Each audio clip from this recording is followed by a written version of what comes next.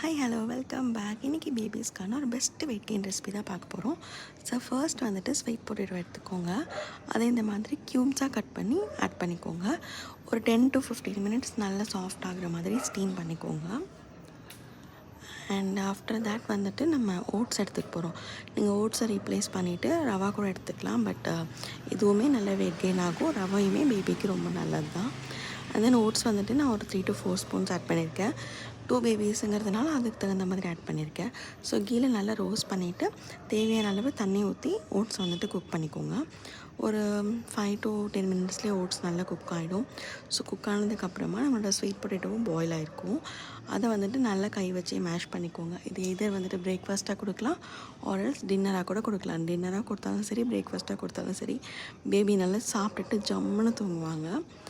So sweet பொட்டேட்டோவை நல்லா இந்த மாதிரி மேஷ் பண்ணிவிட்டு நம்ம எல்லாத்தையுமே நான் மிக்சியில் போட்டு அரைச்சிக்க போகிறேன். பிகாஸ் அது கொஞ்சம் ட்ரையாக இருந்த மாதிரி இருந்தது அதனால். அண்ட் தென் ரெண்டுத்தையுமே போட்டு நல்லா மேஷ் பண்ணி அப்படியே பேபிக்கு சர்வ் பண்ணிட வேண்டியதான். இந்த வீடியோ உங்களுக்கு பிடிச்சிருந்துச்சி அப்படின்னா கண்டிப்பாக லைக், ஷேர் அண்ட் சப்ஸ்கிரைப். டடா.